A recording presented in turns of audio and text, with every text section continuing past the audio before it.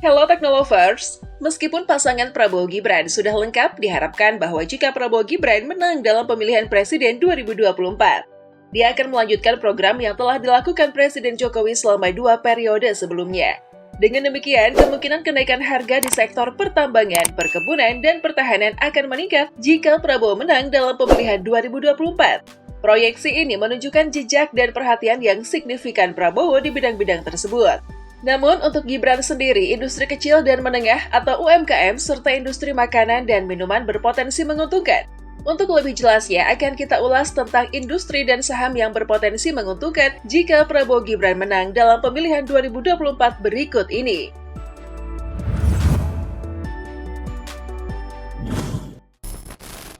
Perbaikan gizi anak melalui makan gratis. Prabowo Subianto dan Gibran Rakabuming Raka, paslon presiden dan wakil presiden nomor urut 2, berkampanye untuk program yang dapat meningkatkan gizi anak sekolah, meningkatkan SDM, dan mendorong ekonomi nasional. Salah satu program ini bertujuan untuk meningkatkan nutrisi anak sekolah di Indonesia dengan memberikan makanan dan susu gratis kepada semua siswa. Masa kanak-kanak adalah masa emas untuk pertumbuhan dan perkembangan, tetapi juga rentan terhadap penyakit seperti gizi buruk. Ini adalah salah satu alasan mengapa banyak program makan siang gratis di sekolah. Secara lebih khusus, emiten produsen susu seperti PT Ultra Jaya Milk Industri Tbk atau ULTJ, PT Cisarua Mountain Dairy Tbk atau Camry, dan saham lainnya mungkin mendapat manfaat dari program pemberian susu gratis. Selain itu, PT Unilever Indonesia Tbk, PT Indofood Sukses Makmur Tbk, PT Indofood CBP Sukses Makmur Tbk, dan PT Mayora Indah Tbk adalah produsen makanan. Selain itu juga, Prabowo menggunakan program makan gratis dan susu gratis sebagai bagian dari kampanyenya selama debat dan kampanye pemilihan presiden 2019. Prabowo menyatakan bahwa program makan siang gratis akan meningkatkan nutrisi siswa dan mendorong ekonomi. Pertanian. Karena bahan makanan yang akan diberikan berasal dari produk pertanian lokal yang dapat mensejahterakan para petani, sektor pertanian berpotensi menguntungkan dari dampak panjang pemberian makan gratis dan susu gratis. Program Swasembada Pangan Prabowo Gibran menuntut berbagai program intensifikasi dan ekstensifikasi lahan untuk meningkatkan produktivitas pertanian. Program tersebut dilakukan dari level desa, kecamatan, kabupaten, atau kota, dan nasional secara lebih efektif, terintegrasi, dan juga berkelanjutan dengan komoditas padi, jagung, kedelai, singkong, tebu, sagu, dan sukun. Ini ditargetkan minimal ada tambahan 4 juta hektar luas panen tanaman pangan tercapai pada 2029. Dengan adanya program tersebut dan dampak dari program pemberian makan gratis dan susu gratis, maka saham-saham yang berpotensi mendapat keuntungan, yakni saham produsen beras, diantaranya PT Buyung Putra Sembada Tbk atau Hoki dan PT Wahana Inti Makmur Tbk atau Nasi. Peternakan. Karena program ini berfokus pada industri lokal, sektor peternakan juga dapat diuntungkan dari program makan dan susu gratis bagi murid sekolah di semua tingkat. Sebagai upaya untuk meningkatkan produktivitas ternak di Indonesia, khususnya di daerah pedesaan, program makan gratis tersebut berusaha mendapatkan bahan makanan dari peternak lokal. Saham poultry atau perunggasan seperti PT Japfa, Comfit Indonesia Tbk atau JPFA, PT Sharun Pokpan Indonesia Tbk atau CPIN, dan PT Malindo Feedmill Tbk atau MAIN adalah salah satu saham yang dapat menghasilkan keuntungan karena adanya program dan efek dari program pemberian makan gratis. Perikanan. Karena ada program makan dan minum gratis, ini dapat memberdayakan nelayan lokal, sektor perikanan juga dapat menguntungkan dari ini. Selain itu, diusahakan agar sumber makanan program makan gratis tersebut berasal dari para nelayan, sehingga dapat meningkatkan produksi sektor perikanan dan pesisir Indonesia.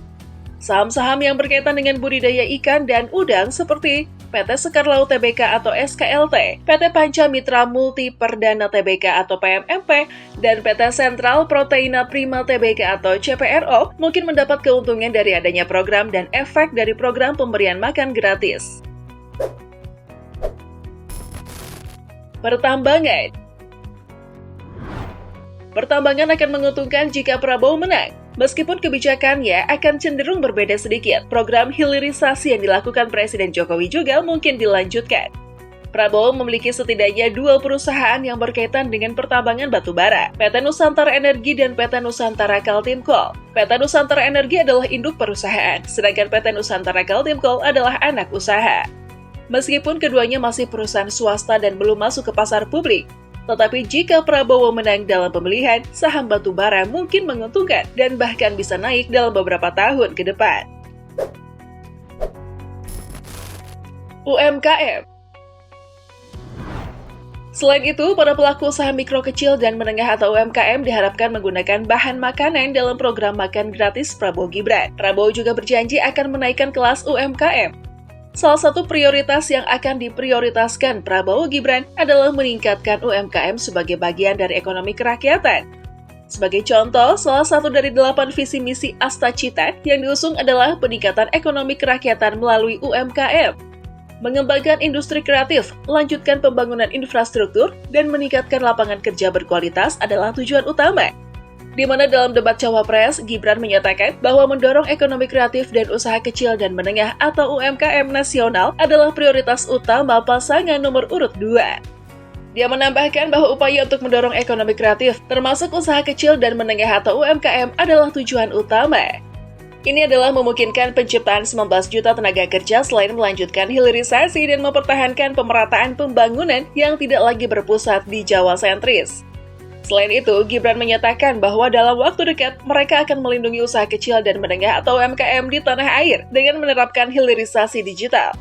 Program ini pasti akan menguntungkan saham-saham UMKM. Namun, hanya segelintir perusahaan UMKM yang telah terdaftar di Bursa Efek Indonesia atau BEI hingga saat ini. Perkebunan.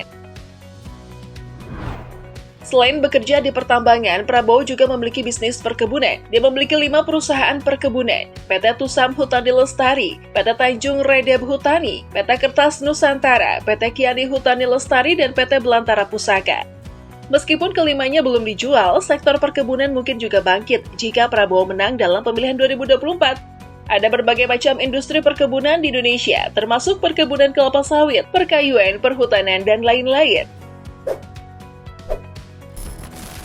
Pertahanan. Tidak ada keraguan bahwa Prabowo menguasai sektor pertahanan karena dia pasti akrab dengan hal-hal militer. Namun, karena sebagian besar perusahaan pertahanan di Indonesia dikelola oleh negara, tampaknya tidak ada emiten pertahanan yang terdaftar di bursa. Meskipun belum ada yang diumumkan kepada publik, holding BUMN pertahanan telah dimulai, dengan PT Land Industri Persero bertanggung jawab atas 4 perusahaan BUMN pertahanan, PT Dirgantara Indonesia Persero, PT PAL Indonesia Persero, PT Pindad Persero, dan PT Dahana Persero. Namun ada kemungkinan bahwa jika Prabowo memenangkan pemilihan, ada kemungkinan penerbitan pertahanan yang akan dipublikasikan.